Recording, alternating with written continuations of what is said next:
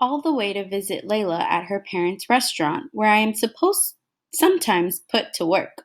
I help scrape old food into the trash bins, but I am always in return fed falafel and extra pieces of baklava that come on big trays from a bakery in Detroit. Layla and I compare notes about school.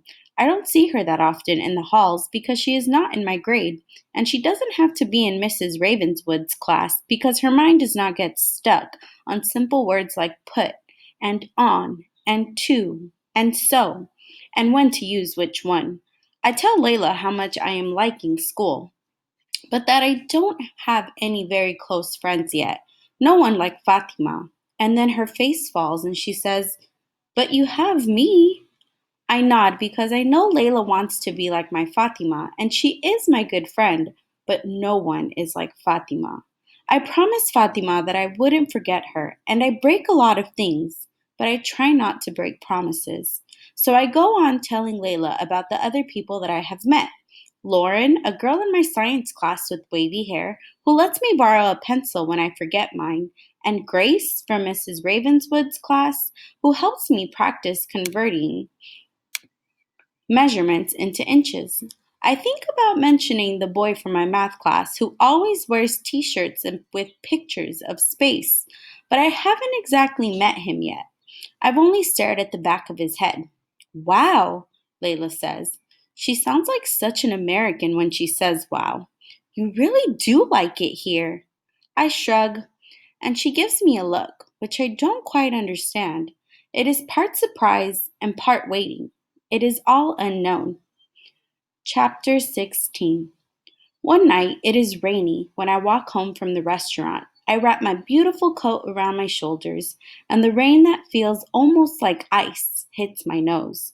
My beautiful coat is not enough to keep me from the chill, and 2 days later, I find myself stuck in bed, feeling so cold and shaky. The chill from the night is trapped inside my bones, even though the temperature says I am burning up. Mama takes care of me, sitting at the end of my bed, singing songs in Arabic, brushing hair away from my sweaty forehead so she can kiss me. I am drowsy with sickness, and in the first few moments after, my eyes flutter open and I hear Mama singing.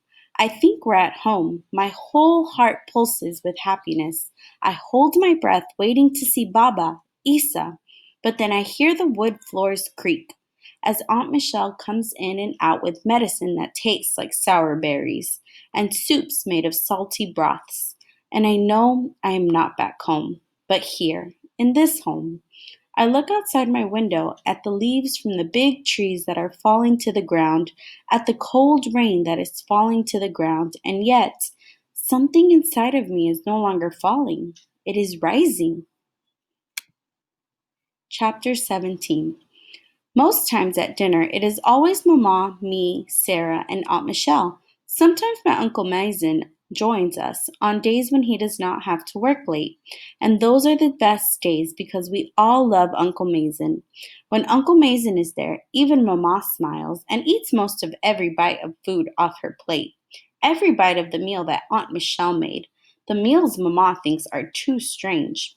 Aunt Michelle tells me that she gets most of her recipes online.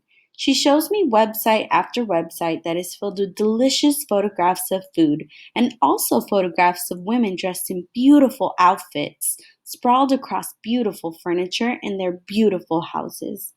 Aunt Michelle lets me click through the recipes on her iPad and sometimes even lets me choose which ones we should try. My mouth waters at the images of pumpkin risotto, black bean tostadas, tofu tacos. These are words that I don't quite know what they mean, but my eyes translate for my stomach. One night though, Mama wins and Aunt Michelle lets her cook dinner. Mama does not find her recipe online. She finds it in her memory, her heart. I watch her as she fries up the cauliflower in lots of oil and roasts the lamb with even more oil. And on the table there are loaves and loaves of pita bread that she got fresh from Layla's mom's and toasted up right on the stove, right over the open flame, just like how she used to do back home. I can tell Sarah is a little unsure about the food, but soon she is piling the crispy cauliflower into her mouth and smiling and telling Aunt Michelle all about her day, much more talkative than she